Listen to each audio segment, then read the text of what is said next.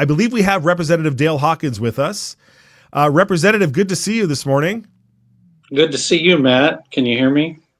Yes, I can. Thank you so much for taking the time today. Yeah.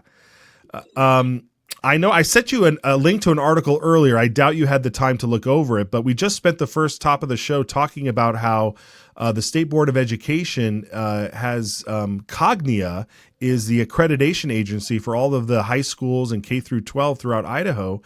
And are you familiar with this story? I don't want to bombard you with it. If you're not, we can move on to something else. But I just kind of wanted to get your a quick take on this. So I might be, but I don't know if it's the same one that I read. So go ahead and go. Yeah, sure. So apparently this came out in the Kootenai Journal. Charity Joy does great work over there. And she broke this story that, all of the attention in DEI has been on higher ed recently. But apparently the Idaho Department of Education has been outsourcing accreditation process for all public high schools to an organization called Cognia, which has been around for 130 years, or at least the roots of them have been around that long. And they appear that their standards for keeping schools accredited are in conflict with what you guys are tasked with, which is making sure we churn out intelligent people for the stability of our republic.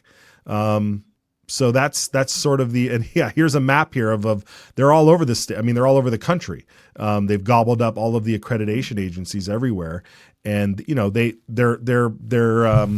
their entire website and all of their standards and everything are full of the classic DEI language and SEL language that we see from these global Marxists. So if that's the story that you're also following, I'd be interested to note you're also now the vice chair of the House Education Committee. So I think some of this stuff might be percolating up a lot more for you. Yeah, that came much to my surprise. I'll let you know. So me too. It was a bombshell. Yeah, nobody took me in a room and said, "Hey, we're going to do this with you." I just found out at the same time everybody else did. But as far as the DEI is concerned, we're working on a task force and mainly dealing with higher ed. And most of the people in Idaho think, well, gosh, we already did this, because we know that even the gentleman on the second floor has announced in his State of the State last year, I think, that that we've rid our system of these things, but it continues to creep in. We're finding it in our rules as we're examining the rules. There is supposed to be a new social studies coming out for K through 12, and some of our legislators, in cooperation with some of the senators, put a resolution through last year so that we could do accurate history on Western civilization, the good, the bad, and everything. And that was all kind of a nod that we were going that direction. And then now we find out maybe not.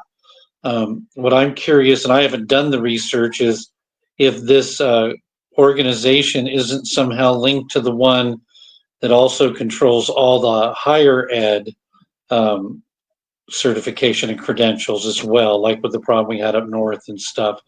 Right. We did meet with them, and the head of that organization, Senator Taves, pointed out they kept saying that they're not interested in pushing DEI, but on their website it says it's their primary thing. This is the thing that they're attached to. And when that was brought up in committee, they tried to say that, well, our website is just for our employees, so they're the only organization on the planet that put out a website not for other people, but just for their people. And we did ask a lot of tough questions. I asked several times if they really hold that DEI is great and pure. Would they believe that any institution that would adopt those principles be better off? They refused to answer it because it would have shown their hand, but that was asked 3 times in committee. They wouldn't answer the question. So there's a lot to do here, and great work by Charity and others. That this is where it's got to come from. I mean, we're 105 people down here trying to handle 600 to 1,000 things coming every session. And we need the help of the folks to point these things out where we don't see it.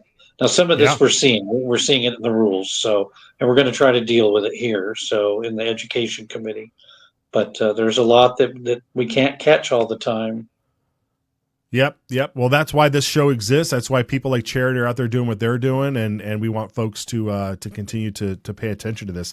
One of the things that the final question on this before we move forward here is if it's this can't, I mean, call me crazy, but can't the State Board of Education create its own accreditation terms and things within, why do we have to outsource it to a third party company? Why can't we just have that internal?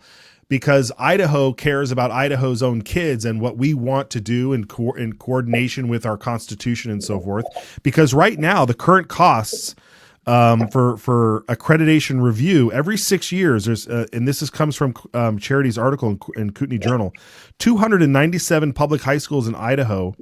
It amounts to $356,000 in annual fees, and then and they do it for every 6 years. So that's $1.2 million every 6 years. I think that money could be spent.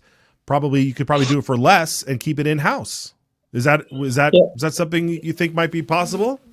Well, this is a question we're asking, and one of the things that really ignited this question amongst some of the legislators is when we got they update their rules and they're trying to strike stuff and reduce stuff, and I opened up, and the first thing that was in the rules was there's recognition of accreditation organizations, and they've always relied on the national, out of DC to tell them who is, but we're always thinking, well, can't we find somebody else? Well, we look at the rule is striking out the opportunity to look somewhere else.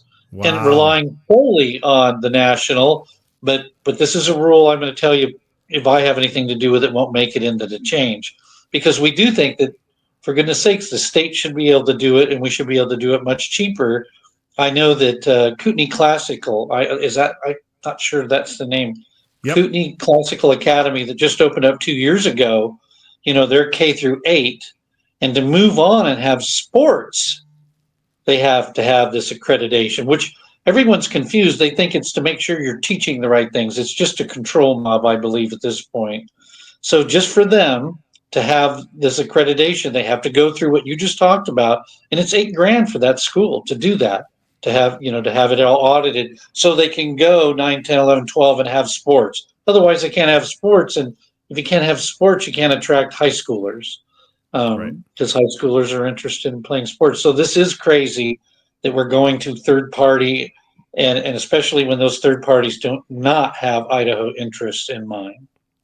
That's right. Well, thank you, Dale. That's a great. I'm so glad you're on top of that, and you appreciate folks like Charity bringing this up to attention. And so, folks out there, share this story around, get into the details, talk to your own legislators in your district about this, and we'll keep this story going.